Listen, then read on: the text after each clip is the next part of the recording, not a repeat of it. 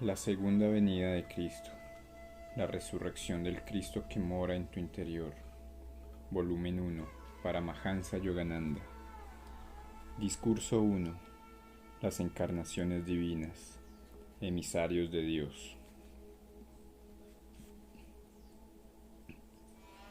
Padre, perdónalos porque no saben lo que hacen. Con estas palabras Jesús puso su sello a una vida extraordinaria que le entronizó para toda la eternidad en el altar de los corazones devotos, como la encarnación de la amorosa compasión de Dios. El buen pastor de almas abrió sus brazos para recibir a todos, sin excluir a nadie, y mediante la atracción del amor universal impulsó al mundo a seguirle en el sendero hacia la liberación, a través del ejemplo de su espíritu de sacrificio, renunciamiento, capacidad de perdón, amor por igual para amigos y enemigos, y sobre todas las cosas, amor supremo por Dios. Ya fuera como el pequeño bebé en el pesebre de Belén o como el Salvador que sanaba a los enfermos, resucitaba a los muertos y aplicaba el bálsamo del amor sobre las heridas de los errores. El Cristo presente en Jesús vivió entre los seres humanos como uno más, para que también ellos pudieran aprender a vivir como dioses.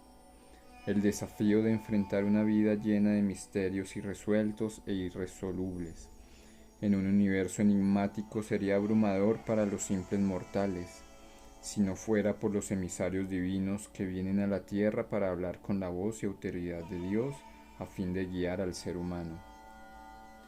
Hace milenios no eran pretéritas más elevadas de la India, los rishis describieron la manifestación de la benevolencia divina de Dios con nosotros, en forma de encarnaciones divinas o avatares, seres iluminados a través de los cuales Dios se encarna sobre la tierra. El eterno, omnipresente e inmutable Espíritu no posee una forma corpórea ni celestial llamada Dios. Tampoco modela para sí, en su aspecto de Señor Dios Creador, una forma en la cual condescienda a residir entre sus criaturas. En cambio, se da a conocer a través de la divinidad de quienes son dignos de ser sus instrumentos. Muchas son las voces que han mediado entre Dios y el hombre. Se trata de kanda, avatares o encarnaciones parciales de Dios en almas que poseen conocimiento divino. Son menos frecuentes, en cambio, los purma avatares o seres liberados que están completamente unidos a Dios y cuyo regreso a la tierra tiene por objeto el cumplimiento de una misión encomendada por mandato divino. En el Bhagavad Gita, la sagrada Biblia de los hindús, el Señor declara: cuando quiera que la virtud declina y el vicio prevalece, yo me encarno como un avatar. Era tras era, aparezco en forma visible para proteger al justo y destruir la maldad, a fin de restablecer la virtud.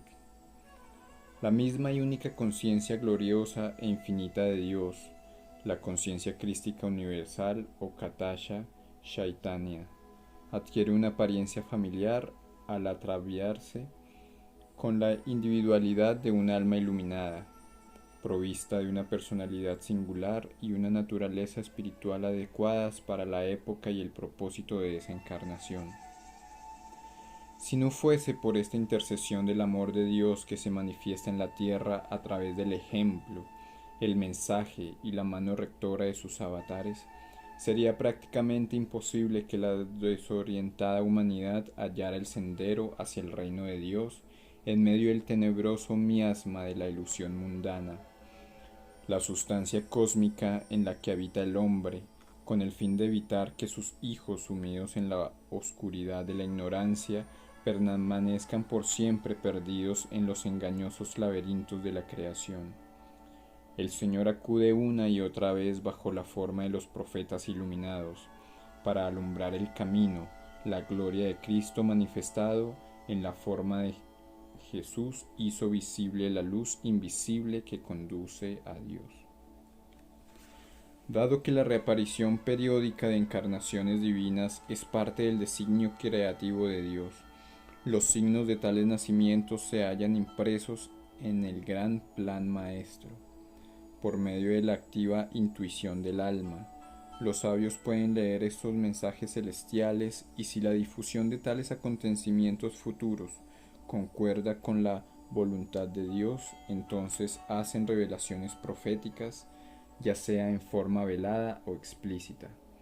Esta es una de las muchas maneras en que Dios les asegura a sus hijos que Él percibe cuánto necesitan de su divina presencia entre ellos. En el Antiguo Testamento hay varias referencias a la venida del Señor Jesús, citadas por devotos cristianos y por estudiosos de la Biblia. Las que siguen proceden del libro del profeta Isaías. Pues bien, el Señor mismo va a daros una señal.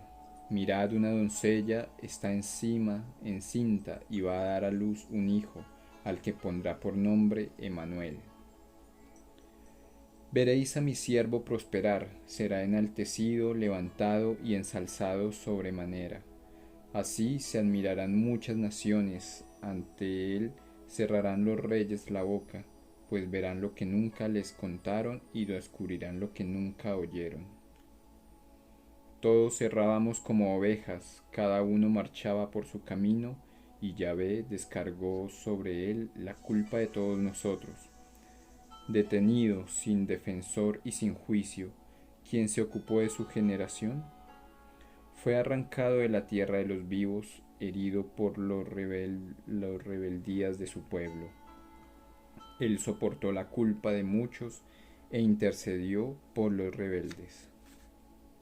La intercesión divina, cuyo fin es mitigar los efectos de la ley cósmica de causa y efecto por la cual el ser humano sufre a consecuencia de sus errores, estaba presente en el corazón mismo de la misión de amor que Jesús hubo de cumplir en la tierra.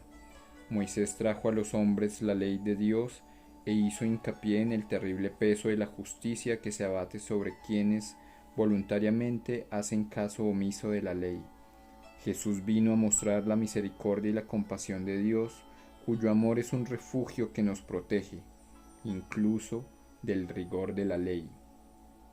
Asimismo, Jesús fue precedido por Gautama Buda, el iluminado, cuya encarnación se recordó a una generación desmemoriada el Dharma Chakra.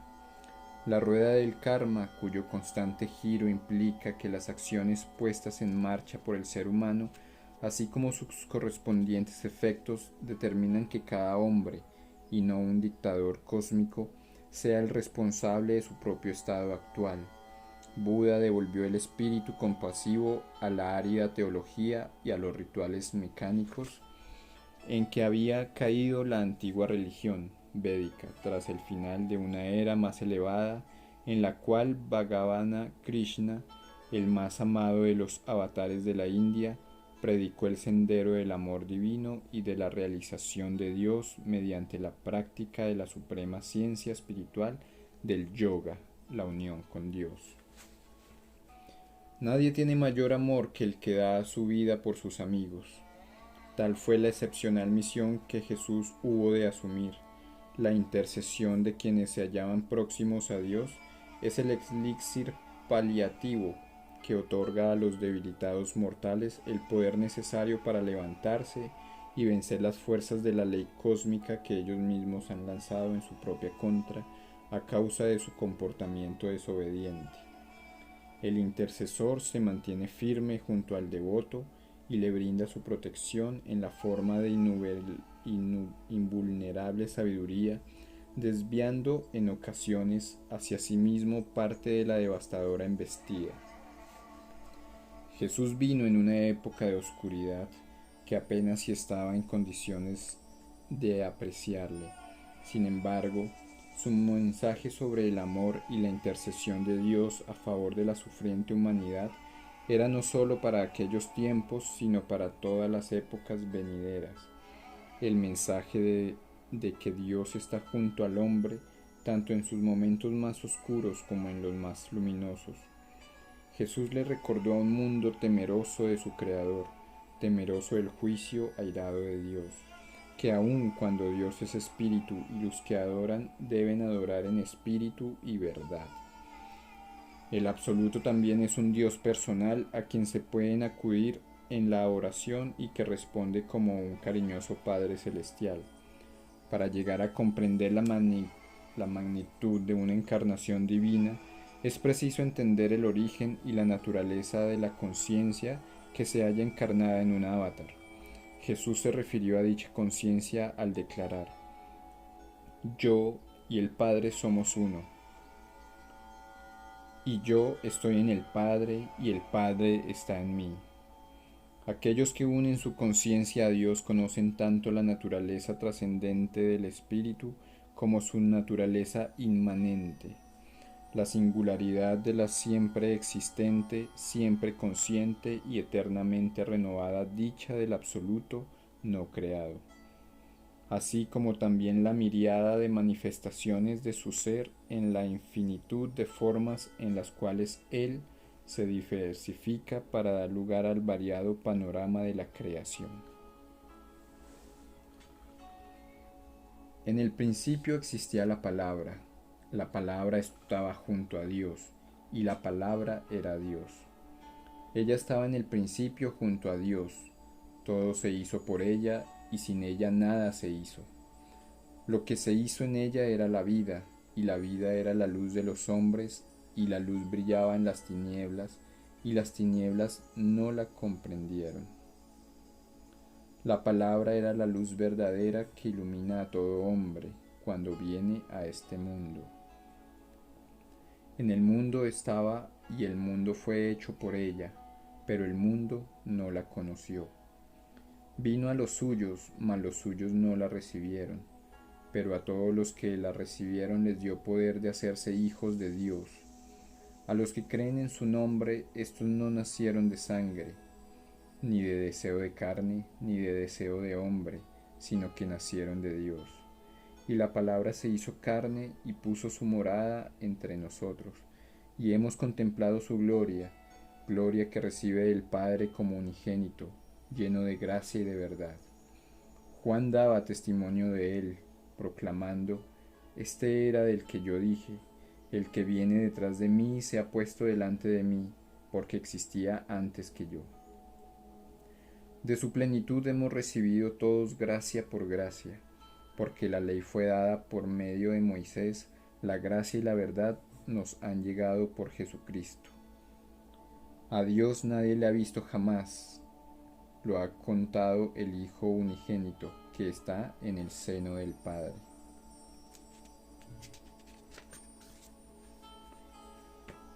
La evolución científica de la creación cósmica que surge de Dios, el Creador, se esboza, en terminología arcana, en el libro del Génesis del Antiguo Testamento, a los versículos iniciales del Evangelio de San Juan en el Nuevo Testamento, se les podría denominar con justicia el Génesis según San Juan. Estos dos profundos relatos bíblicos, cuando se comprenden claramente por medio de la percepción intuitiva, se corresponden de forma exacta con la cosmogonía espiritual delineada en las escrituras de la India, legado de los rishis que allí vivieron y que habían alcanzado el conocimiento de Dios en la Edad de Oro. San Juan fue, probablemente, el más avanzado de los discípulos de Jesús, así como un maestro de escuela tiene entre sus alumnos uno cuya comprensión aventajada lo coloca en el primer lugar de su clase, mientras que otros pertenecen a un nivel inferior. Así también los discípulos de Jesús el Cristo poseían diferentes grados de capacidad para apreciar y absorber la profundidad y amplitud de sus enseñanzas.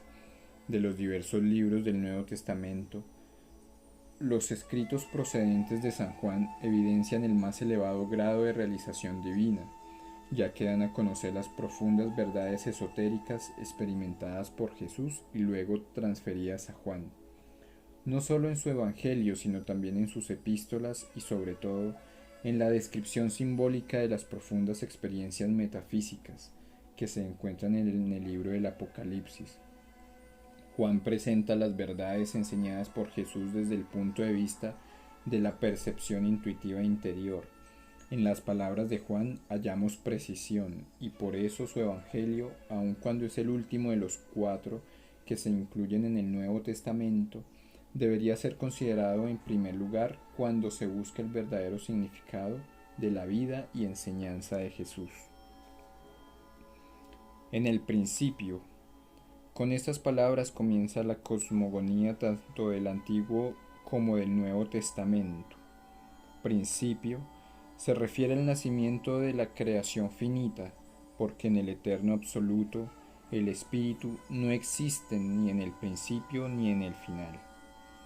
Cuando ninguna espectral nebulosa había comenzado aún a latir y a flotar en el cuerpo del espacio, cuando los planetas nacientes de ojos llameantes no habían abierto aún sus ojos en la cuna del espacio, cuando los ríos de estrellas no surcaban aún los territorios del espacio infinito, cuando el océano del espacio se hallaba despoblado y todavía no era habitado por islas flotantes de universos, cuando el Sol, la Luna y las familias de planetas aún no nadaban en el espacio, cuando no existía esta pequeña esfera que es la Tierra con sus casas de muñecas y sus diminutos seres humanos, cuando todavía no existía ningún objeto de ninguna clase, el espíritu ya existía. El absoluto inmanifestado no puede ser descrito, excepto diciendo que en eso el conocedor, el conocimiento y lo conocido existían como uno solo. En eso, tanto el ser como tu conciencia cósmica y su omnipotencia se hallaban todos indiferenciados, constituían el espíritu, que es siempre existente y siempre consciente, y cuyo gozo es siempre nuevo. En esa bienaventuranza eternamente renovada no existía ni el espacio ni el tiempo, ni la dualidad ni la ley de la relatividad. Todo lo que fue, es o será existía como el único espíritu indiferenciado. El espacio, el tiempo y la relatividad son categorías de objetos. Tan pronto como los seres humanos ven un planeta en el cielo, imaginan que ocupa un espacio dimensional y que tiene una existencia en el tiempo, que son relativos a su ubicación en el universo. En cambio, cuando los objetos finitos aún no habían sido creados, no existían tampoco las dimensiones existenciales que los definen, únicamente existía el espíritu bienaventurado. ¿Cuándo, a partir de dónde y por qué surgió la creación? ¿Quién podría atreverse a leer la mente del infinito buscando hallar las causas de lo sin causa, los orígenes de lo siempre existente o las más ínfimas razones de la omnisciencia? Los audaces mortales siguen a la caza de respuestas a sus interrogantes, en tanto que los sabios se sumergen en esa mente y regresan para afirmar con lisa y llana simplicidad que el Uno abrigó el desinteresado deseo de disfrutar de su bienaventuranza a través de la multiplicidad, y así nacieron el cosmos y sus criaturas. El espíritu inmanifestado sintió: estoy solo, soy bienaventuranza consciente, pero no hay nadie que pueda saborear la dulzura de mi néctar de gozo, y así, soñando, se convirtió en muchos. En alas de la fantasía poética describí con mi pluma estas cavilaciones cósmicas. El espíritu era invisible, solo él existía en el hogar de la infinitud. Entonaba para sí mismo la melodía siempre nueva, siempre entretenida, de la perfecta y beatífica bienaventuranza. Mientras cantaba para sí, con su voz de eternidad, se preguntó si alguien además de él mismo estaría escuchando y disfrutando de su canción. Para su asombro, un asombro que él se impuso a sabiendas, percibió que se encontraba solo. Él era tanto la canción cósmica como el cantar, y nadie más que él existía para disfrutar de ese canto. En el preciso instante en que así pensó, he aquí que se convirtió en dos: espíritu y naturaleza, hombre y mujer, positivo y negativo, estambre y pistilo de las flores, pavo real y pava real, gema masculina y gema femenina. El espíritu, al ser la única sustancia existente, no contaba con nada más que consigo mismo, a partir de lo cual crear. El espíritu y su creación universal no podrían ser diferentes en esencia, porque cada una de esas dos fuerzas infinitas y eternamente existentes sería, en consecuencia, absoluta, lo cual es imposible por definición. Una creación coherente requiere de la dualidad, el creador y lo creado. Así pues, el espíritu hizo surgir en primer lugar el hechizo de la ilusión, Maya, la mágica mediadora cósmica, que crea el espejismo de dividir una porción del infinito indivisible en objetos finitos separados, de la misma manera que la superficie del mar en calma se distorsiona y se transforma en olas individuales mediante la acción de una tormenta. La creación no es sino el espíritu que, en apariencia y sólo temporalmente, se ha diversificado, por obra de la actividad creativa y vibratoria del espíritu. En el principio existía la palabra estaba junto a Dios y la palabra era Dios. Ella estaba en el principio junto a Dios. Todo se hizo por ella y sin ella nada se hizo. Lo que se hizo en ella era la vida, y la vida era la luz de los hombres. Palabra significa vibración inteligente, energía inteligente que proviene de Dios. La pronunciación de cualquier palabra, tal como flor, por parte de un ser inteligente, consta de energía sonora o vibración, unida al pensamiento, el cual impregna de significado inteligente a dicha vibración. Del mismo modo, la palabra, que constituye el principio y la fuente de todas las sustancias creada, es la vibración cósmica imbuida de inteligencia cósmica. El pensamiento manifestado en la materia, la energía de la cual la materia está compuesta y la materia en sí, es decir, todo lo creado, no son sino pensamientos del espíritu que vibran de manera diversa, al igual que el hombre crea en sueños un mundo con nubes y relámpagos, gente que nace o muere, ama o lucha, experimenta calor o frío, placer o dolor. En un sueño, los nacimientos y las muertes,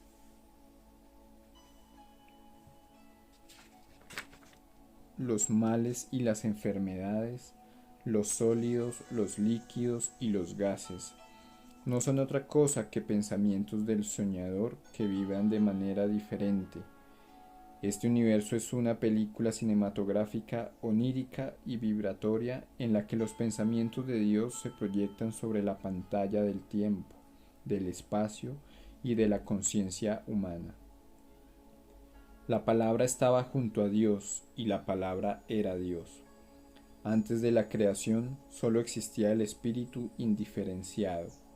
Al manifestar la creación, el Espíritu se convirtió en Dios Padre, Hijo y Espíritu Santo. Tan pronto como el Espíritu proyectó un pensamiento cósmico vibratorio mediante el mágico poder divisor de Maya, la ilusión cósmica, el Espíritu inmanifestado se transformó en Dios Padre, el creador de toda vibración creativa. En las escrituras hindús, Dios Padre recibe el nombre de Ishvara, el soberano cósmico, o Sat, la pura esencia suprema de la conciencia cósmica, la inteligencia trascendental. Es decir, Dios Padre existe en forma trascendental sin hallarse afectado por ninguno de los movimientos de la creación vibratoria. Es una conciencia cósmica independiente y consciente. La fuerza vibratoria que emana del espíritu dotaba del ilusorio poder creativo de Maya. Es el Espíritu Santo, la vibración cósmica, la palabra Om o Amén. Todos los objetos, todas las planetas y seres vivientes creados en el Espíritu Santo o vibración sagrada no son otra cosa que la cristalización de lo imaginado por Dios. En las escrituras hindús, al Espíritu Santo se lo denomina Om o Mahaprakriti, la gran naturaleza, la madre cósmica, que da origen a toda la creación. Para los científicos, la estructura de la materia, su trama o sustancia, es conocida también en menor grado como vibración cósmica. Así habla el Amén, la palabra Om, el testigo fiel y veraz, el principio de la creación de Dios. El sagrado sonido cósmico de Om o Amén es el testigo de la divina presencia manifestada en toda la creación. Una vibración cósmica que se hallará activa en el espacio eterno no podría por sí sola crear o sostener un cosmos tan maravillosamente complejo como este. El universo no es el simple resultado de la unión azarosa de fuerzas vibratorias y partículas subatómicas, tal como sostienen los científicos materialistas, es decir, una combinación casual de sólidos, líquidos y gases que dan origen a la Tierra, los océanos, la atmósfera y las plantas. Todos ellos armoniosamente interrelacionados para proporcionar un hogar habitable a los seres humanos. Las fuerzas ciegas no pueden organizarse por sí solas para producir objetos inteligentemente estructurados. Así como se necesita de la inteligencia humana para verter agua en los pequeños compartimentos de un recipiente adecuado y luego congelarla con el fin de obtener cubitos de hielo, así también podemos reconocer las manifestaciones de una oculta inteligencia inmanente que opera en la fusión de las vibraciones para dar lugar a formas cada vez más evolucionadas en todo el universo. La conciencia trascendente de Dios el Padre se manifestó dentro de la vibración del Espíritu Santo como el Hijo, la conciencia crística, la inteligencia divina presente en toda la creación vibratoria. Este reflejo puro de Dios que se encuentra en el Espíritu Santo guía a este último, de modo indirecto, a fin de que pueda crear, recrear, conservar y moldear la creación de acuerdo con el propósito divino. Así como el esposo vuelve a nacer en la esposa en la forma del Hijo, el trascendental Dios Padre manifestado en el Espíritu Santo, la Virgen María cósmica, la creación virgen, se convirtió en la única inteligencia reflejada de Dios, el Hijo unigénito o conciencia crística. Tal vez una analogía sirva para ilustrar el modo en que el único Espíritu eterno se convierte en la Santísima Trinidad, Dios Padre, Hijo y Espíritu Santo, también reconocidos en las escrituras hindús como Sat, Tat y Om. Imaginemos que el Sol existe por sí solo, sin que nada lo rodee, como una brillante masa de luz dotada de inmenso poder y calor, cuyos rayos se proyectan hacia el espacio ilimitado. Coloquemos una esfera de cristal azul en el campo de esta radiación. El Sol existe ahora en relación con la esfera de cristal azul. La luz solar queda dividida entre la inactiva y trascendental luz blanca, que está más allá y alrededor de la esfera de cristal, y la luz esencialmente inalterada que adquiere la apariencia de luz azul al reflejarse en la esfera de cristal azul. Esta división de la luz solar en luz blanca y luz azul se debe al efecto divisorio del tercer objeto, la esfera de cristal azul. Así como el Sol es un objeto brillante, solitario y puro que esparce sus rayos en forma esférica por el espacio cuando no hay otros objetos a su alrededor, de igual modo el espíritu, cuando no existe la creación vibratoria, es el absoluto inmanifestado. Pero si introducimos la esfera de cristal azul de un universo manifestado, el espíritu queda entonces diferenciado en los siguientes aspectos: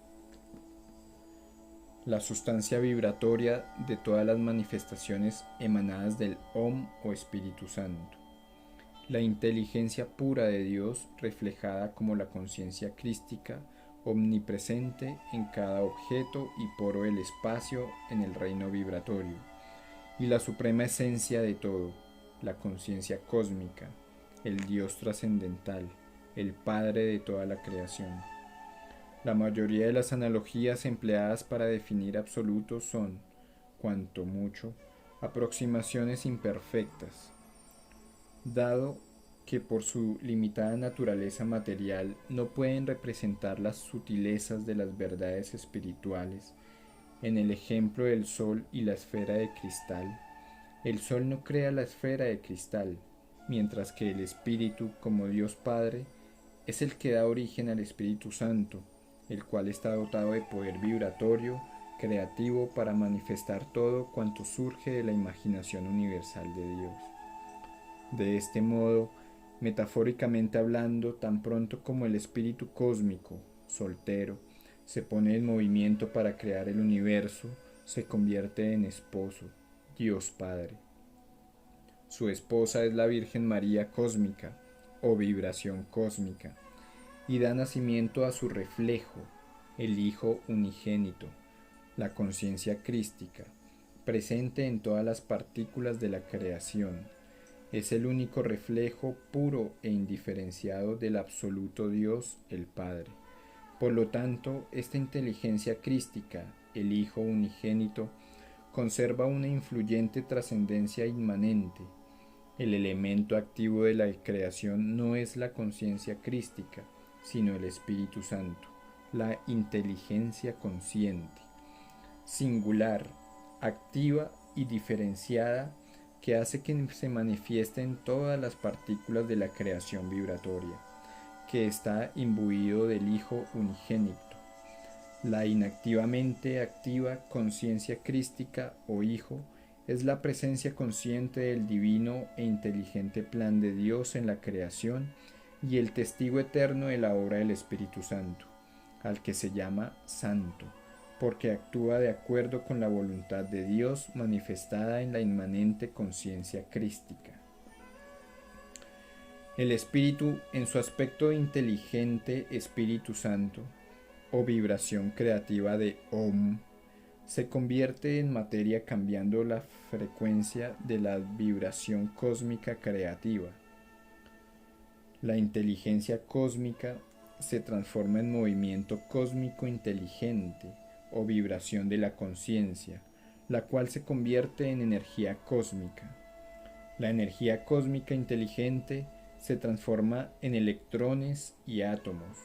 Los electrones y los átomos se convierten a su vez en moléculas de gas, como en el caso de las nebulosas cósmicas. Las nebulosas, que son masas de materia gaseosa difusa, pasan a formar agua y materia sólida, como vibración cósmica. Todas las cosas son una, pero cuando la vibración cósmica se condensa y conforma la materia, se convierte en muchas, incluidos el cuerpo humano, que es una parte de esta materia que se ha dividido y diversificado. Esta metamorfosis que el espíritu experimenta a través de la vibración creativa del Espíritu Santo y que tiene lugar dentro de una esfera relativamente minúscula del infinito, produce una creación de naturaleza triple: el mundo ideacional o causal, que es el mundo de la vibración más refinadas de la conciencia. Los pensamientos o ideas de Dios, que son la causa de todas las formas y fuerzas, el mundo astral de luz y fuerza vital, de energía vibratoria, que es la primera condensación que envuelve los conceptos ideacionales originales, y el mundo material, constituido por las burdas vibraciones atómicas de la materia. Estos mundos se encuentran superpuestos entre sí. Los más densos dependen de los más sutiles, y los tres dependen por último del sostén exclusivo de la voluntad y conciencia de Dios. Al igual que en el macrocosmos del universo, en el microcosmos del hombre existen tres cuerpos interdependientes.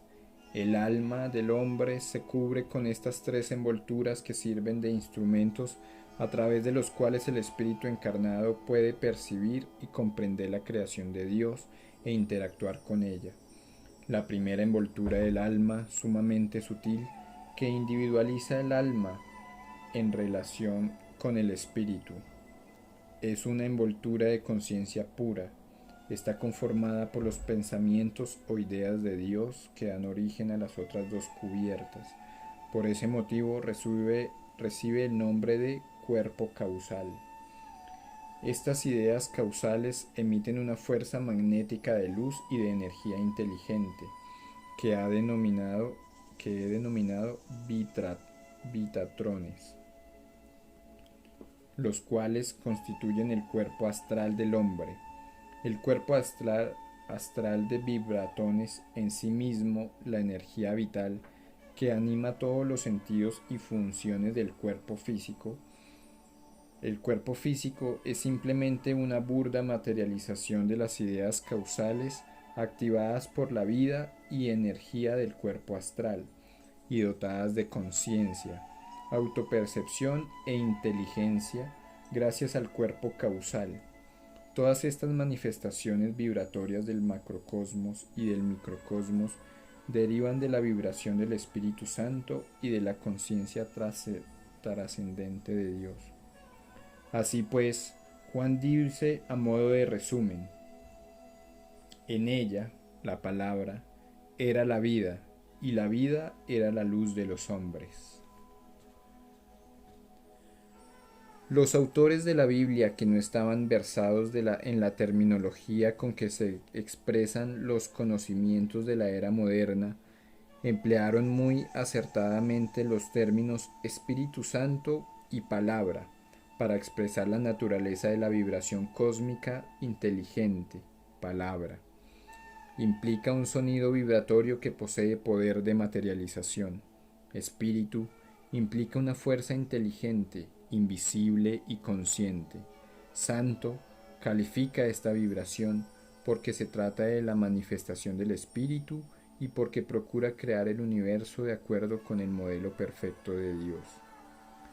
El nombre con que se designa al Espíritu Santo en las escrituras hindús, Aum, Om, indica su papel en el plano creativo de Dios.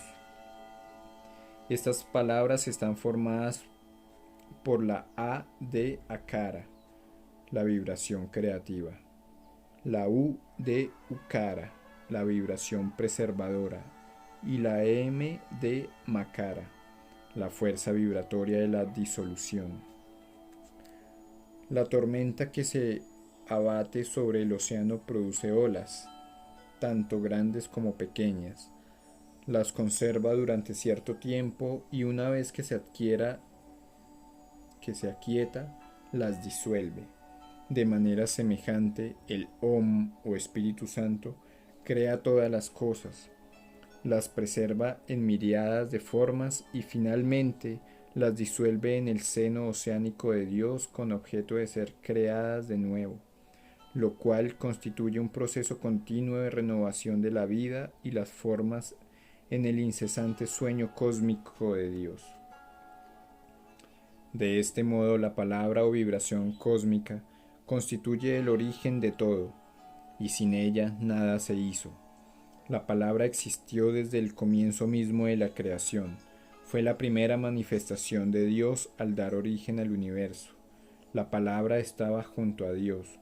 Se hallaba imbuida del reflejo de la inteligencia de Dios, la conciencia crística, y la palabra era Dios en la forma de vibraciones de su propio ser único. La afirmación de San Juan se hace eco de una verdad eterna que resuena en diversos pasajes de los antiguos Vedas. La palabra cósmica vibratoria Vak estaba junto a Dios el Padre Creador, Prajapati, en el principio de la creación. Cuando nada existía, a partir de Vak todo fue creado y Vak es en sí misma Brahman, Dios. En el Bhagavad Gita, el Señor afirma: entre las palabras soy la sílaba Om. De todas las manifestaciones, yo soy el principio, el medio y el fin. Yo, el inmutable y eterno, sostengo y penetro el cosmos entero con un solo fragmento de mi ser. Cuando comprendemos esta verdad, comprendemos también la ciencia fundamental del universo y contamos con una base adecuada para apreciar estos versículos de San Juan en el contexto de su alusión a la vida de Jesucristo. En los versículos iniciales de su Evangelio, en un lenguaje bíblico de características semejantes al utilizado por los sabios de la India, San Juan postula, en una referencia de doble sentido, a la encarnación de Jesús, que la divinidad del estado crístico de Jesús es análoga a la manifestación de Dios como el Cristo universal, que se proyecta en forma de inteligencia y vibración creativa al nacer la creación. Los devotos de la India no establecen ninguna diferencia entre la divinidad de Dios en el microcosmos de la conciencia encarnada de un avatar. El Señor Krishna, por ejemplo, y la divinidad de Dios en el macrocosmos de la expresión universal. Asimismo, San Juan se refiere alegóricamente al Cristo presente en Jesús como idéntico al Cristo manifestado en la infinitud, la presencia de Dios en la creación, siendo este último el principal propósito de su exposición en esos versículos. La relación entre la Santísima Trinidad del cristianismo, Padre, Hijo y Espíritu Santo, y el concepto que habitualmente se tiene acerca de la encarnación de Jesús resulta totalmente inexplicable si no se establece una diferencia entre el cuerpo de Jesús y Jesús como vehículo en el cual se manifestó el Hijo unigénito, la conciencia crística. Jesús mismo hace dicha distinción cuando se refiere a su cuerpo como el Hijo del Hombre y a su alma, que no estaba limitada por el cuerpo, sino que era una con la unigénita conciencia crística presente en cada partícula vibratoria, como el Hijo de Dios. ¿Por qué tanto amó Dios al mundo que entregó a su Hijo unigénito? Para redimirlo, es decir, Dios Padre permanecía oculto más allá del reino vibratorio que surgió de su ser, pero luego se manifestó como la inteligencia crística que se halla presente en toda la materia y en todos los seres vivientes, con el propósito de hacer regresar todas las cosas a su lugar de eterna bienaventuranza, a través de los hermosos llamados de la evolución. De no ser por esta presencia de Dios que impregna por completo la creación, el ser humano se encontraría privado del auxilio divino. Con cuánta dulzura, y a veces de un modo casi imperceptible, ese divino amparo acude en ayuda del hombre cuando éste se postra de rodillas en actitud suplicante. Nuestro Creador y Supremo Benefactor jamás se encuentra a una distancia mayor que la de un pensamiento amoroso. Dijo San Juan: pero a todos los que la recibieron les dio poder de hacerse hijos de Dios. El plural utilizado en la expresión hijos de Dios muestra con toda claridad que, según las enseñanzas impartidas por Jesús y recibidas por Juan, el Hijo unigénito no era el cuerpo de Jesús, sino su estado de conciencia crística, y que todos aquellos que fuesen capaces de purificar su conciencia y recibir o reflejar sin impedimentos el poder de Dios estarían en condiciones de hacerse hijos de Dios, es decir, podrían, al igual que Jesús, hacerse uno con el reflejo unigénito de Dios en toda la materia y a través del Hijo, la conciencia crística, ascender al Padre, la suprema conciencia cósmica. Antes de la venida de Jesús, también el sabio Vyasa, autor del Bhagavad Gita, fue un hijo de Dios, uno con el reflejo unigénito de Dios, la conciencia crística Okutesha Chaitanya. Asimismo, Swami Shankara, fundador de la Orden de los Swamis, orden monastérica de renunciantes, hacia el año 700 después de Cristo, Mahavatar Babaji, Lahiri Mahasaya y mi gurú Swami Sri Yuktesvar, y otros que habían alcanzado la conciencia crística, llegaron a ser de ese modo hijos de Dios. El Espíritu no podía ser parcial al crear a Jesús como un Cristo y a todos los demás como seres mortales sin poder espiritual. Dios podría crear y enviar miles de Jesuses, que por estar predestinados naturalmente se comportarían en la tierra como Cristos, marionetas espirituales de Dios. Tales Cristos estarían lejos de convertirse en el ideal de aquellos mortales que deben luchar para superar cada una de sus flaquezas.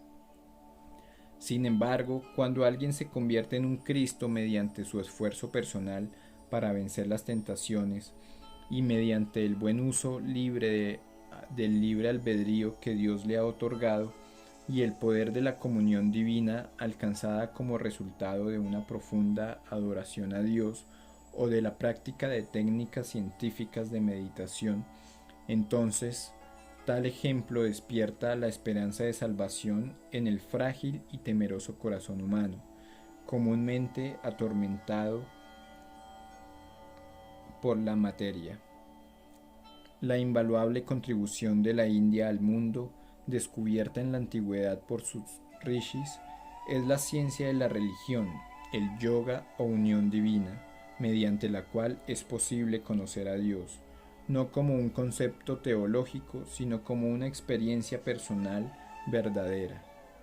De todos los conocimientos científicos, la ciencia yógica de la realización divina es el más valioso para el ser humano, porque erradica la causa de todos los males que le aquejan, la ignorancia, esta engañosa ilusión que envuelve y nubla el entendimiento del hombre. Cuando nos afianzamos firmemente en la realización divina, trascendemos la ilusión y la sojuzgada conciencia mortal se eleva hasta alcanzar una altura crística.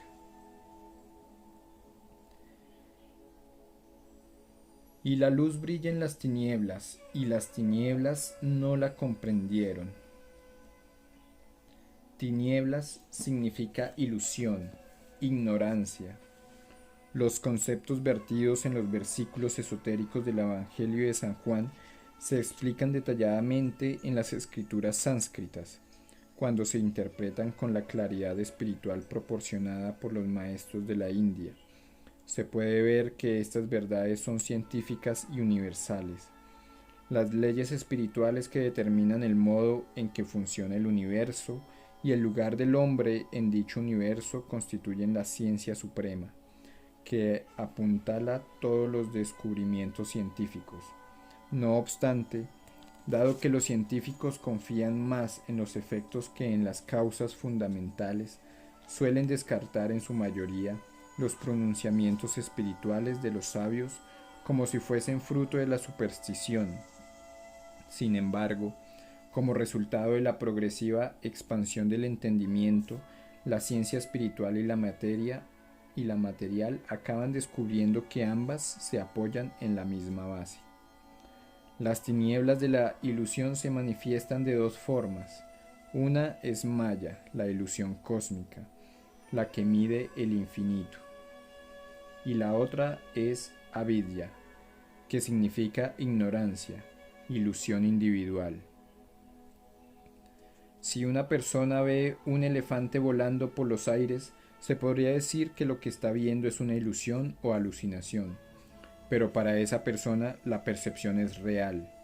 Maya es la hipnosis colectiva de Dios mediante la cual Él hace que todos los seres humanos crean en la misma realidad ilusoria de la creación tal como la perciben los sentidos, y Avidya confiere al hombre individualidad en la forma, la experiencia y la expresión, sustenta al ego o conciencia de yoidad. La luz que brilla en las tinieblas de la ilusión de la creación es la luz de Dios. Dios es luz. Es la primera epístola de San Juan. Leemos. Y este es el mensaje que hemos oído de él y que os anunciamos. Dios es luz y en él no hay tiniebla alguna. En la creativa inteligencia de vibración cósmica que emanó de la conciencia cósmica de Dios, se hallaban presentes las dos primeras expresiones divinas en la creación manifestada, el sonido, el sagrado Om o Amén, y la luz. En el principio, dijo Dios, haya luz. Las unidades de luz divina, más refinadas que los electrones y otras partículas subatómicas, son los ladrillos de los que está compuesta la materia. Todas las cosas que se ven sobre la pantalla del universo son corrientes diferenciadas de la luz cósmica y las sombras o tinieblas de la ilusión. La luz de Dios brilla en las tinieblas de la ilusión cósmica, pero el hombre, el observador, padece dos enfermedades que juntas le causan ceguera: la limitación de los sentidos o ilusoria ignorancia individual y la ilusión cósmica. Debido a la limitación de los sentidos, el ser humano no llega a percibir siquiera el abanico completo de las manifestaciones materiales. Si fuese posible aumentar la capacidad visual, uno podría ver toda clase de luces, átomos, electrones, fotones, auras vibratorias, danzando a su alrededor. Si la capacidad auditiva se incrementara lo suficiente, el hombre podría oír el zumbido de los átomos, los planetas girando alrededor del Sol, el estruendo formidable que la explosión de las estrellas produce en todo el universo. Sería capaz de sentir cómo palpita el universo entero. Sin embargo, no es posible percibir ninguna de las vibraciones más refinadas y elevadas, salvo hasta cierto punto y con la ayuda de delicados instrumentos de mayor sensibilidad que los sentidos. Las tinieblas denotan esta limitación, ya que crean la ilusión de que la conciencia se encuentra en un estado de confinamiento. Incluso la luz del sol se puede considerar oscuridad y tinieblas, porque forma parte de este mundo físico de la dualidad. La densidad de dicha luz oculta además el brillo aún mayor de la luz de Dios. Solo en los estados trascendentes de éxtasis espiritual desaparece la dualidad del día y de la noche, de la luz y de las tinieblas, y existe únicamente la luz de Dios. Detrás mismo de la oscuridad de los ojos cerrados en la meditación se halla ese brillo resplandeciente de Dios. El hombre está cegado por las relatividades de la vida, sin el auxilio de la luz física. Ve solo tinieblas, pero más allá de esa oscuridad existe otra luz que inunda el mundo. Oculta detrás del éter de espacio se encuentra la formidable luz del mundo astral, que proporciona la vida y la energía que sustentan el universo entero.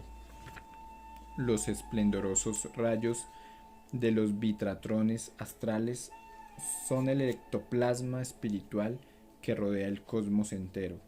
A partir de la luz astral, Dios crea los planetas y los universos. Yo permanezco todo el tiempo en esa luz.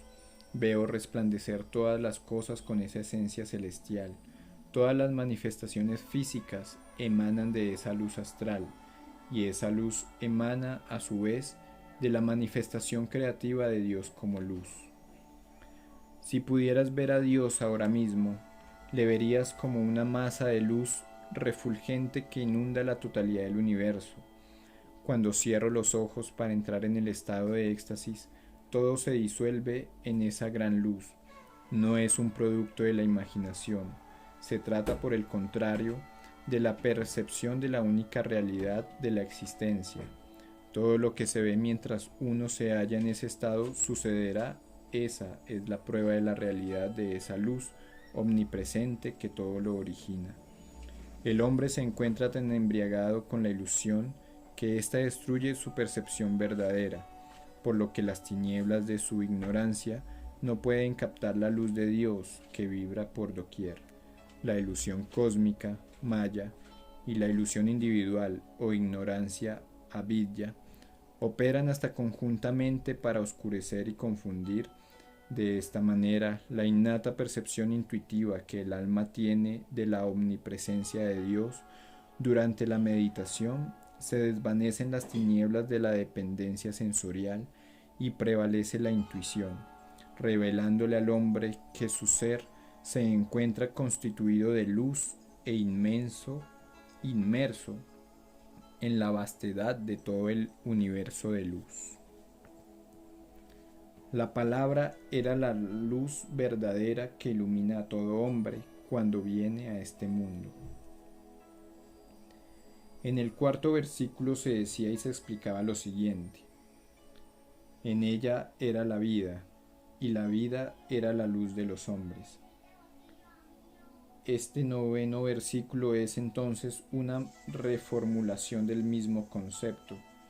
En la literatura práctica o de entretenimiento se considera que la redundancia es aburrida, incluso irritante, y que dificulta el fluir de pensamiento.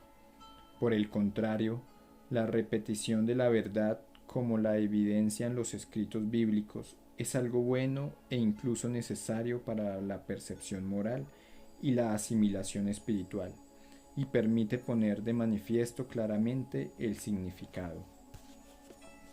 La verdad es una entidad viviente.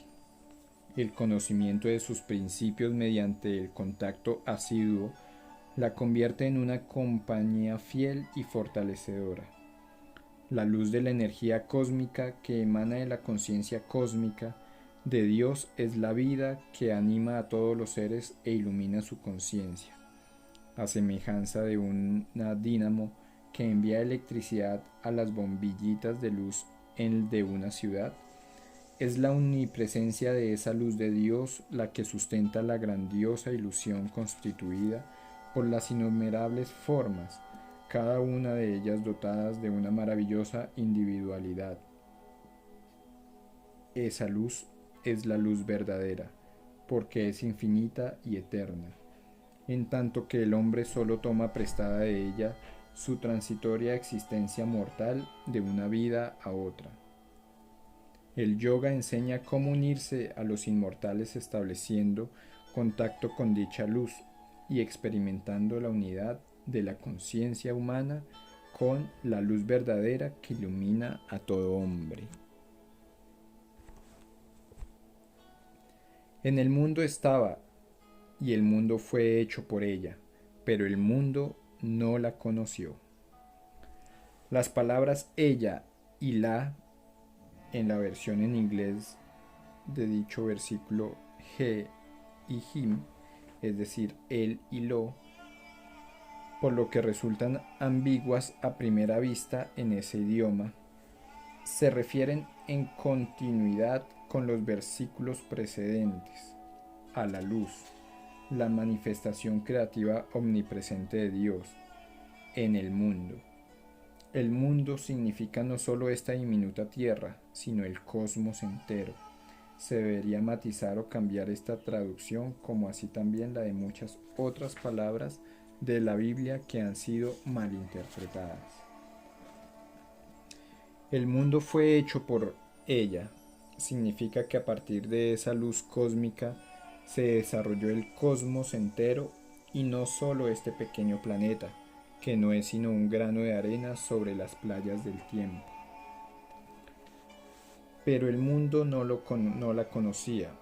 Esa luz verdadera se mantuvo oculta a causa de la ilusión, invisible a la mirada de los seres sensibles. Vino a los suyos, mas los suyos no la recibieron. Era inmanente en la creación de manera omnipresente, y todas las cosas, los suyos, habían sido hechas o materializadas a partir de la luz cósmica emanada de la conciencia cósmica de Dios, su propio ser. Dios se exteriorizó como materia, vida y mente. Por ello su espíritu se refleja en los suyos. Debido a que la materia, la vida y la mente son manifestaciones directas del espíritu, así como el alma del hombre se manifiesta en un cuerpo y una mente imbuidos de vida, aun cuando estos instrumentos físicos pertenecen al alma y son en verdad manifestaciones del alma. Las limitaciones impuestas al cuerpo y a la mente por la ilusión impiden al hombre conocer su alma, siempre bienaventurada y perfecta, su verdadero ser. Más bien se considera a sí mismo como una forma, como un nombre y con características específicas sujetas a los problemas, las preocupaciones y otros pesares de la ilusión. Por eso se dice en este versículo que el Espíritu de Dios vino a los suyos, es decir, se exteriorizó en la materia y en la vida, y sus procesos conscientes se manifestaron en los seres humanos, pero los suyos no la recibieron, lo cual significa que, a causa de la intervención de la ilusión cósmica, la materia, la vida y la mente no reflejan ni expresan, reciben en forma completa y verdadera la inmanencia divina. Pero a todos los que recibieron les dio poder de hacerse hijos de Dios. A los que creen en su nombre, estos no nacieron de sangre, ni de deseo de carne, ni de deseo de hombre, sino que nacieron de Dios. La luz de Dios resplandece en todos por igual, pero a causa de la ilusoria ignorancia, no todos la reciben ni la reflejan del mismo modo. Los rayos del sol inciden por igual sobre un trozo de carbón y sobre un diamante, pero solo el diamante recibe y refleja la luz con brillo esplendoroso. El carbón que forma el trozo de carbón tiene la capacidad de convertirse en diamante. Lo único que se requiere para lograr esta metamorfosis es someterlo a alta presión. Por eso aquí se afirma que todos pueden ser como Cristo, todos aquellos que despejen su conciencia a través de una vida mortal y espiritual, y especialmente mediante la purificación que brinda la meditación, en la cual la rudimentaria mortalidad se sublima hasta transformarse en la perfección inmortal del alma. La condición de hijo de Dios no es algo que deba adquirirse, más bien se trata solamente de recibir la luz de Dios y tomar conciencia de que Él ya nos ha conferido este estado bienaventurado desde el momento mismo en que fuimos creados. A los que creen en su nombre, cuando el solo nombre de Dios despierta en nosotros la devoción y hace que anclemos en Él nuestros pensamientos, se convierte en una puerta hacia la salvación. Cuando la mera mención de su nombre encienda en el alma la llama del amor por Dios, se iniciará la marcha del devoto en el camino hacia la liberación. El significado más profundo de nombre hace referencia a la vibración cósmica, la palabra Om o Amén. Dios como espíritu no posee un nombre que los circunscriba, ya sea que nos refiramos al absoluto como Dios, Yahvé, Brahman o Alá. Estos nombres no le describen fielmente. Dios, el creador y padre de todas las cosas, vibra en la naturaleza entera como vida eterna, y esa vida posee el sonido del majestuoso Amén u Om. Este nombre es el que define a Dios con mayor exactitud. Los que creen en su nombre significa aquellos que comulgan con el sonido de Om, la voz de Dios que se halla en la vibración del Espíritu Santo. Cuando oímos ese nombre de Dios, esa vibración cósmica, nos encontramos en camino de hacernos hijos de Dios. Porque en ese sonido la conciencia está en contacto con la inmanente conciencia crística, la cual nos conducirá hasta Dios como conciencia cósmica. El sabio Patanjali, el más elevado exponente de la India en la ciencia del yoga, describe a Dios el Creador como Ishvara, el Señor o soberano cósmico. Su símbolo es el pranava, la palabra o sonido sagrado Om. Al cantar Om de forma reverente y reiterada y meditar sobre su significado, los obstáculos desaparecen y la conciencia se dirige al interior, apartándose de la identificación sensorial externa. En el estado habitual de los seres humanos, la conciencia se encuentra atada al cuerpo, el cuerpo al hombre, al ser una expresión vibratoria delimitada, que existe dentro de la vibración cósmica, pero que se encuentra separada de ella.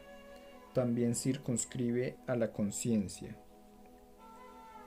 El yoga enseña que el aspirante espiritual debe volver a recorrer los diversos estados vibratorios superiores con el objeto de elevar la conciencia para llevarla desde las cautivas vibraciones del aliento, del corazón y de la circulación hasta la vibración más sutil inherente al sonido que emana de la fuerza vital y de los átomos del cuerpo.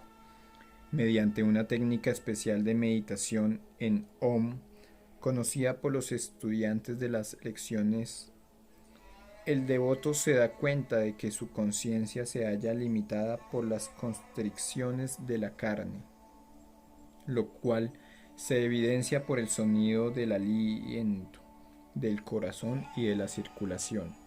Más tarde, cuando profundiza en la meditación, le es posible oír la voz del gran Om o Amén, el sonido cósmico que emana de todos los átomos y chispas de energía cósmica.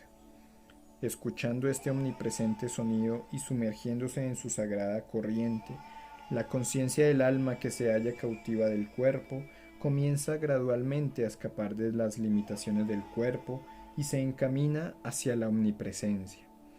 Las facultades mentales renuncian a sus límites y por medio de la intuición, la facultad omnisciente del alma, se sintonizan con la mente cósmica, la inteligencia inmanente en la vibración cósmica que todo lo penetra. Una vez que el devoto escucha en la meditación el sonido cósmico del Espíritu Santo que emana de cada porción y cada partícula de las esferas de la existencia creada por Dios, la esfera material, la esfera celestial y la esfera ideacional, y siente su unidad con dicho sonido, su conciencia vibra en la creación entera como si se tratase de su propio cuerpo cósmico. Cuando la conciencia expandida se establece firmemente en toda la creación vibratoria, el devoto experimenta la presencia de la inmanente conciencia crística. Se vuelve entonces semejante a Cristo y su conciencia experimenta en los vehículos de su ser expandido la segunda venida de Cristo, la presencia en su interior de la conciencia crística, del mismo modo en que Jesús percibía en su cuerpo la manifestación del Cristo universal y enseñaba a sus discípulos a hacer otro tanto. Cuando el devoto siente que su conciencia es una con el Cristo universal, comprende que esa conciencia crística es el reflejo en su alma y en toda la creación de la conciencia cósmica de Dios Padre, la conciencia cósmica Dios Padre que existe en forma trascendental más allá de toda la creación vibratoria, el Espíritu Santo, y la conciencia crística, la inteligencia universal Kutashta Chaitanya, que se halla en toda manifestación vibratoria, son una y la misma para ese devoto. Él se regocija con el gozo definitivo, tal como proclamó Jesús: yo, la conciencia crística presente en la creación, y el Padre, la conciencia cósmica que está más allá de la creación, somos uno. Estos no nacieron de sangre, ni de deseo de carne, ni de deseo de hombre, sino que nacieron de Dios. El Hijo del Hombre es el cuerpo físico que se gesta en el interior de otro cuerpo humano como resultado del deseo y la unión sexual de los seres humanos, y nace del protoplasma y de la herencia consanguínea familiar o racial. El Hijo de Dios, en cambio, es el alma, la conciencia divina inherente al hombre, nacido no del deseo ni de la carne, el sexo, la sangre o el linaje familiar del hombre, sino de Dios. Por consiguiente, todos los seres humanos son en realidad hijos de Dios, criaturas nacidas de Dios, hechas a su imagen. Los seres humanos son en esencia hijos de Dios, reflejos inmaculados del Padre que no han sido manchados por la ilusión, los cuales se han convertido en hijos del hombre. Al identificarse con el cuerpo y olvidar su origen en el espíritu, que está cautivo de la ilusión, es simplemente un mendigo en las calles del tiempo, pero así como a Jesús recibió y reflejó a través de su conciencia purificada la divina filiación de la conciencia crística, así también todo ser humano, por medio de los métodos de meditación del yoga, puede purificar su mente y convertirse en una mentalidad diamantina apta para recibir y reflejar la luz de Dios. Recibir a Cristo no es un logro que se pueda conseguir por el simple hecho de permanecer a una congregación religiosa o por medio del ritual externo de aceptar a Jesús como nuestro Salvador, pero sin llegar jamás a conocerle en verdad mediante el contacto con Él en la meditación. Conocer a Cristo significa cerrar los ojos, expandir la conciencia y hacer tan profunda nuestra concentración que a través de la luz interior de la intuición del alma participemos de la misma conciencia que poseía Jesús, San Juan y otros discípulos avanzados que realmente le recibieron. Percibían a Jesús como la conciencia crística que está presente en cada partícula del espacio. Un verdadero cristiano, un ser crístico, es aquel que libera su alma de la conciencia del cuerpo y la unifica con la inteligencia crística que satura la creación entera. Y la palabra se hizo carne y puso su morada entre nosotros, y hemos contemplado su gloria, gloria que recibe del Padre como unigénito, lleno de gracia y de verdad. La palabra, la energía y el sonido creativos de la vibración cósmica, emanó del Creador para manifestar el universo, del mismo modo que se expanden las ondas de sonido producidas por un terremoto inconcebiblemente poderoso. Esta vibración cósmica, impregnada de inteligencia cósmica, se condensó en elementos sutiles, rayos térmicos, eléctricos, magnéticos y de todo tipo, y a partir de estos en átomos de vapor, gases, de líquidos y de sólidos. La palabra se hizo carne significa que la energía vibratoria causante de ese sonido cósmico se condensó en materia. Toda la materia es carne, porque toda materia tiene vida. Incluso las piedras. El profesor Judadi Chandra Bose, fundador del Bose Research Institute de Calcuta, India, realizó notables experimentos en los cuales demostró que incluso un trozo de hojalata responde de forma favorable a estímulos placenteros y de manera contraria a otros que le resultan desagradables, y que sus vibraciones vitales también pueden sufrir el envenenamiento y la muerte. Y puso su morada entre nosotros, la vibración cósmica que se materializó como creación física, la cual incluye el cuerpo del ser humano, proporcionó a las almas sensibles un universo circundante observable.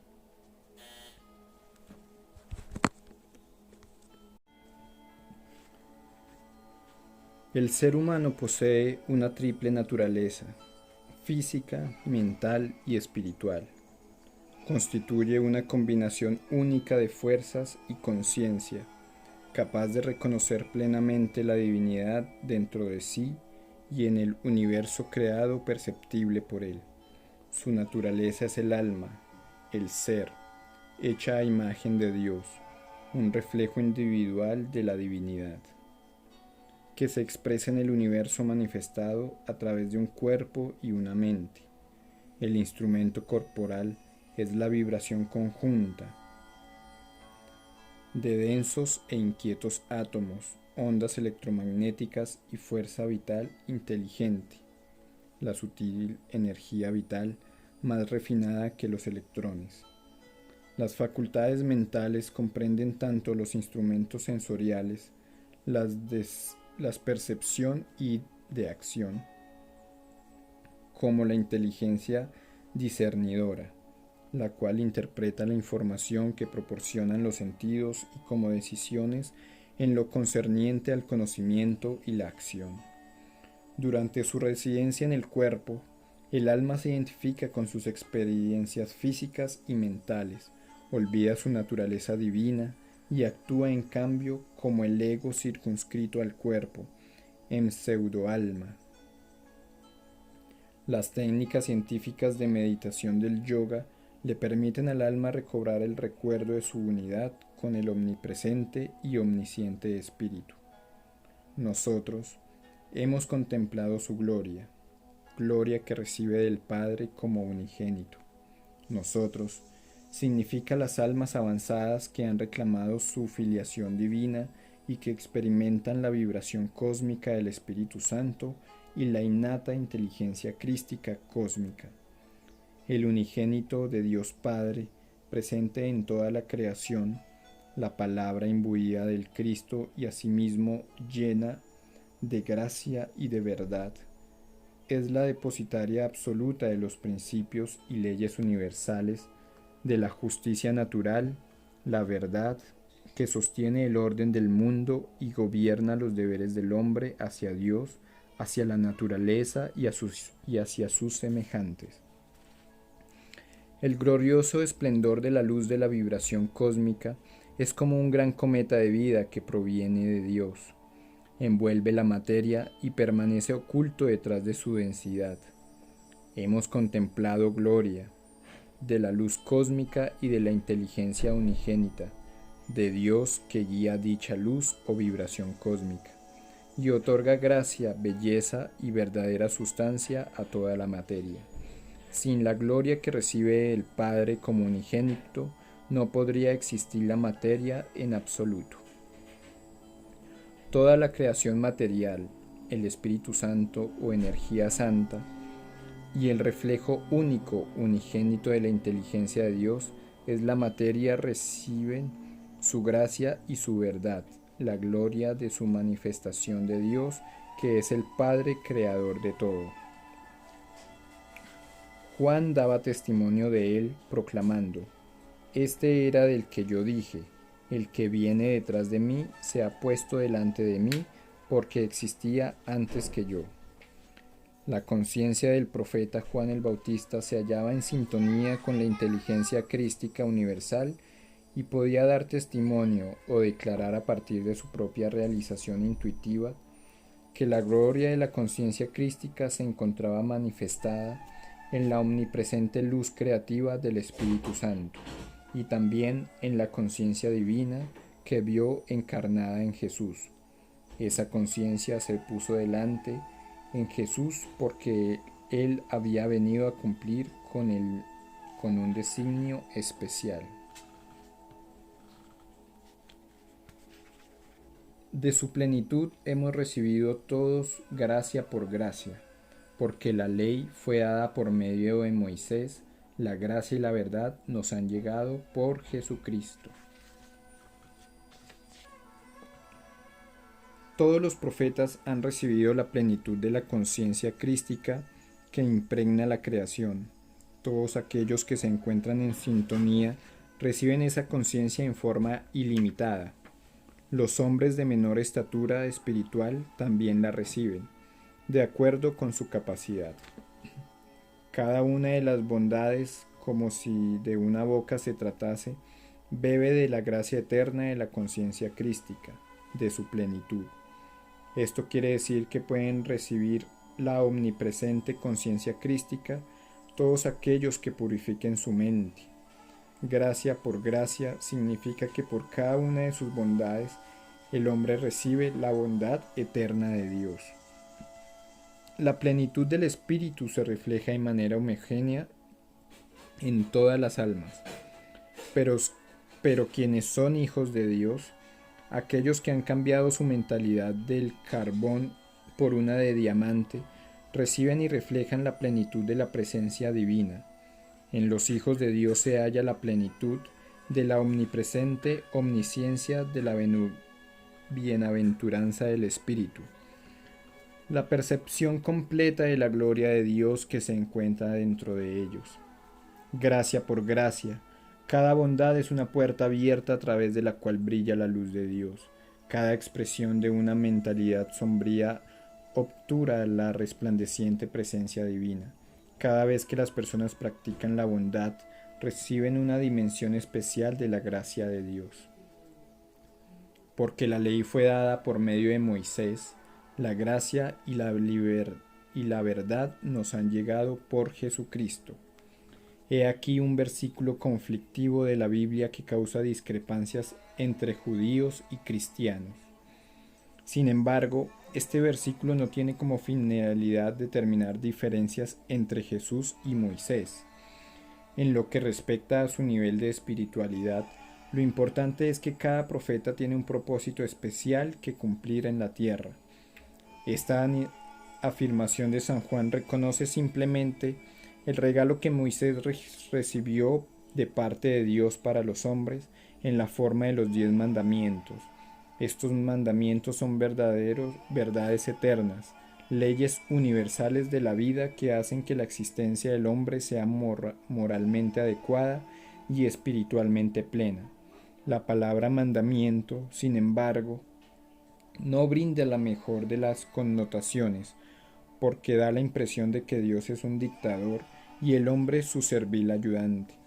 Estos aforismos deberían ser considerados más bien como un código de justicia natural.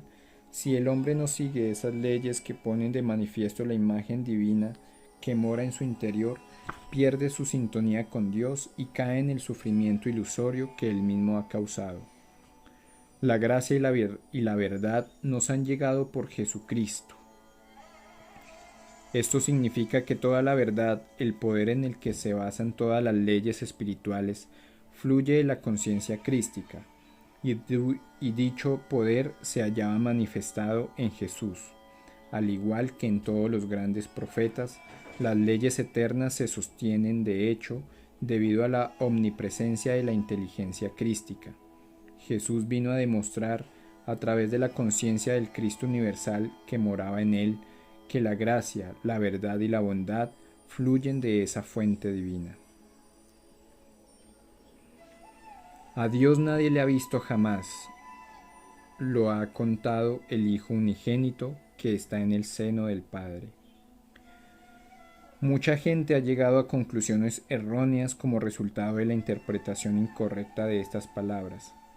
Si Dios fuera imperceptible, conocerle también sería imposible. Cuán frustrantes parecieran nuestros esfuerzos en la meditación o en las oraciones que se le ofrecieran a un Dios tan dado a recluirse. El significado de este versículo es el que se explica a continuación. A Dios nadie le ha visto jamás. Ningún mortal bajo la influencia del tiempo o de las relatividades de Maya pueden percibir al infinito. Lo ha contado, manifestado o dado forma el Hijo unigénito que está en el seno del Padre, la conciencia crística, el reflejo del Padre o la inteligencia perfecta que proveniente del seno o las profundidades de la divinidad increada se proyecta hacia el exterior para expresar la variedad dentro de la unidad y guiar todos los procesos estructurales del mundo fenoménico mediante la vibración de Om. quien ha manifestado al invisible y trascendente Dios Padre, que se encuentra más allá de la creación, es la inteligencia crística, presente en toda la creación. No nos habría sido posible contemplar la belleza de las flores ni responder con amor a la dulzura de la vida de un niño si esa inteligencia crística no se hubiera hallado presente en ellos. No habríamos tenido atisbos de Dios Padre, oculto en su trascendente morada no vibratoria, más allá de la vastedad etérica de la creación. Si esa inteligencia unigénita reflejada en la materia no hubiese contado su existencia. La palabra visto tiene una connotación condicional. Aquel que se encuentra atado al cuerpo, cuya conciencia está limitada a las percepciones sensoriales y al pensamiento de que es un ser mortal, no puede ver a Dios. En cambio, para Jesús, que se hallaba en sintonía con la infinita inteligencia crística, Dios no constituía ya un enigma inteligible, merced a la percepción intuitiva de su alma, que todo lo veía. Él podía contemplar a Dios materializado en cualquiera de sus aspectos a partir de la luz vibratoria o en unidad divina, podía abrazar a su Padre como en absoluto sin forma. Cuando el hombre eleva su conciencia por encima del estado sensorial ordinario para recibir esa conciencia crística unigénita, también puede ver a Dios, no con la mirada de un ser mortal, sino mediante la percepción divina. Cuando la conciencia se encuentra impregnada de la inteligencia crística, se puede ver que dicha inteligencia es el reflejo de Dios manifestado en todas las cosas. Por el contrario, cuando la vibración creativa de la exteriorización de la conciencia de Dios se halla envuelta en malla, la verdadera esencia de lo manifestado permanece oculta. Son la inteligencia pura del Espíritu Santo y su innato reflejo no distorsionado de Dios. La conciencia crística, los que proclaman la ubicuidad de la presencia divina y ejercen una atracción magnética y estabilizadora sobre la materia para mantener las formas creadas vinculadas a su divina fuente y llevarlas finalmente de regreso a Dios. La esencia de este magnetismo crístico es el amor de Dios, su eterno cuidado y desvelo por todas las manifestaciones, desde las gigantescas hasta las diminutas, sin permitir jamás que deambulen más allá de su protectora presencia. Este omnipresente amor de Dios es la razón por la cual considero a Bhagavan, Krishna y a Jesucristo, avatares de Oriente y Occidente, como las expresiones supremas de la conciencia de Cristo Krishna, el Kutashtak Chaitanya universal, porque en ellos se evidenció en grado máximo la encarnación de la compasión y el amor de Dios. El amor de Krishna le dio al mundo el yoga, que libera del océano del sufrimiento a través de la meditación científica y la acción correcta, y el enfoque devocional en el que el devoto se arroja a los pies de la compasión divina. Jesús demostró en cada acto de ayuda a los enfermos y los desamparados y en el absoluto sacrificio de su cuerpo para aliviar los pecados de muchos, el incomparable amor de Dios, infinitamente misericordioso y compasivo. El significado supremo del nacimiento de Jesús es el del perdón de Dios. Aun cuando el hombre se lance a los más oscuros abismos del olvido de Dios, despreciando al Señor y prefiriendo en cambio la búsqueda desenfrenada de gratificaciones materiales, aún así será finalmente rescatado por la atracción del amor de Dios en su interior y en su alrededor, que le ayudará en su proceso natural de evolución ascendente de regreso a Dios. Este es el mensaje universal que Jesús el Cristo vino a proclamar, movido por el oculto amor de Dios que se manifestó en la divinidad de su vida. Gracias por